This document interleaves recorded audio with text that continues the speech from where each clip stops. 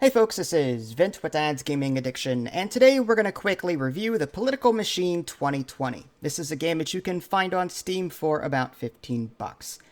Now, first and foremost, I am not what you would call a political guru. I don't know all the different parties out there. I don't know what this particular party fights about or really cares about. I don't know what that one fights about or cares about. I don't know. I don't care to know. I just know that when I look on social media sites like Facebook and Twitter, it's a cesspool. It's just a bunch of people pointing fingers at each other and being overall nasty human beings. And I shy away from stuff like that. I just think the human race can do better overall. Well, I'm hoping it can at some point. But I'm not here to talk about my political views. I'm here to talk about the Political Machine 2020.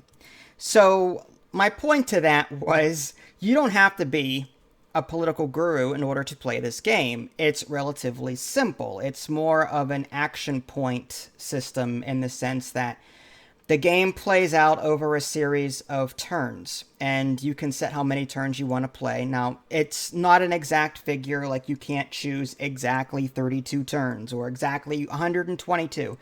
You're given some presets. So you can play a normal game, which is like 21 turns, or a very long game, which is like 50 some turns, or a shorter one.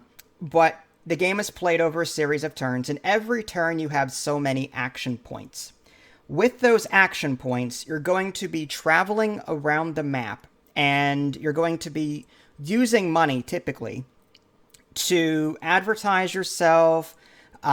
You'll be spending energy points to give speeches. When you do spend money, it's typically to hire staff. Like, you can hire these cheerleaders to raise your enthusiasm, or you can put headquarter buildings down to increase your enthusiasm and to give you money every turn. So you can spend money, you can spend action points, and when you're done doing that for that turn, you end your turn.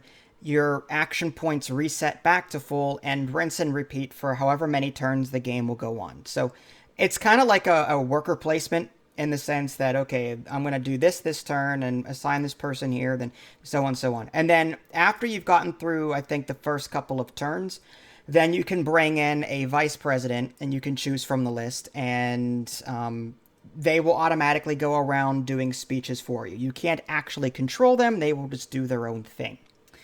What I like about this game is that you can create characters. You can choose from an existing list. So if you're a Democrat, you can choose, there's Bernie Sanders, there's AOC, there's all sorts of different people that you can choose. Biden. If you're on the other side of the fence, Republican, there's Trump and McCain and all sorts of other people. So there's a huge list. But if you don't want to choose an existing person, you can create your own bobblehead character. You can make them look crazy, outrageous. You can assign them attribute points in different categories to make them weaker or stronger.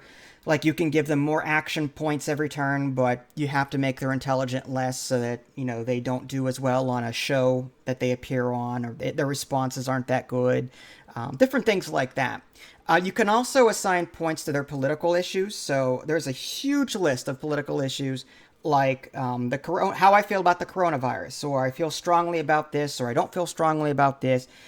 Minimum wage increase to 15. Do I feel strongly and you're going to be assigning points to all these different issues when you're setting up your character.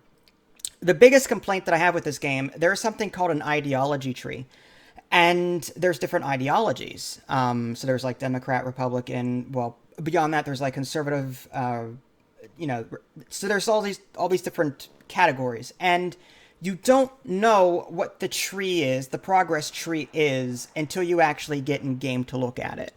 When I'm setting up my character, I want to go, okay, so what is conservatism? Like, what can I spend my ideology points in game on if I were to choose this as my ideology?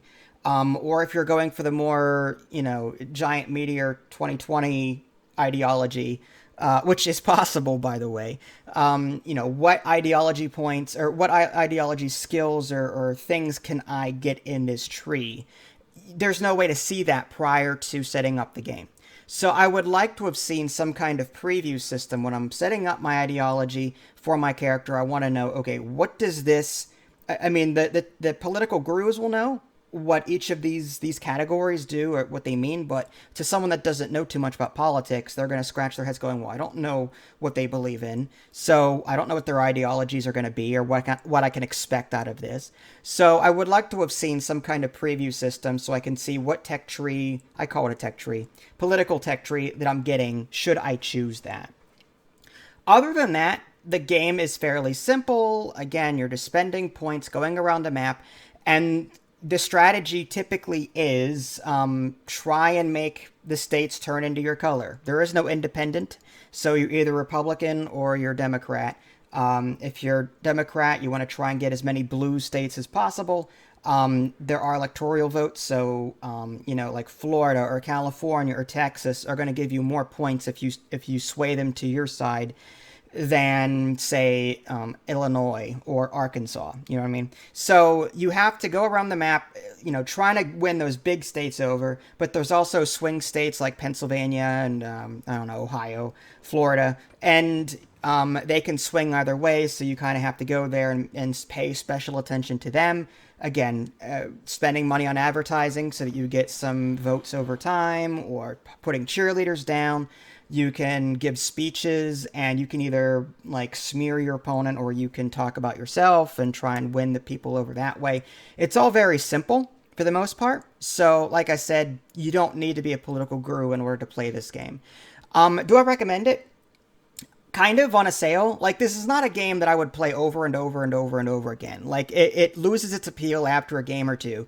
I would come back to this every so often, enjoy a game, a very casual game of it, and then turn it off. This isn't a game that I would play for several hours like I could RimWorld or Factorio, where I'm lost in it for hours and before I know it, the sun has come up. It's not like that. This is a quick 20, 30-minute game I can just jump into, have some fun, have some casual political fun anyway, and, turn it off after that. So do I recommend it? Yeah, again, to the casual person, it's playable. I'm okay with it. For the most part, being experienced in board games that are worker placement related, I'm able to jump into this without too much of a problem and recognize, okay, I've got this much energy, doing this spends this energy, and I've got this much money, so I need to raise funds in states that are wealthy, and I was able to figure all that out relatively quickly. So I would recommend this game on a sale, personally. There's also this Founding Fathers DLC, which is $5, where you can get other pre-made characters into the game. From my understanding, these characters were free in previous renditions, so why they're DLC now kind of sucks. But yeah, I don't have it to comment on it any further. So I would recommend this game on a sale. If you're a huge political buff that's looking for a huge, in-depth, detailed political slog, this is not it. This is more of a casual... If you ever played the game Political Animals, it's similar to that, only less complicated, if you can believe that. The Political Animals is another game that's pretty casual, but it actually has a little bit more to it than this one does. So, if you like Political Animals but found it too frustrating, then you may want to check this one out. If you guys haven't already, subscribe to me on Twitch and YouTube. That way you can stay up to date with any new content I'm going to publish. This is Vince. Thanks for watching, and I'll catch you next time.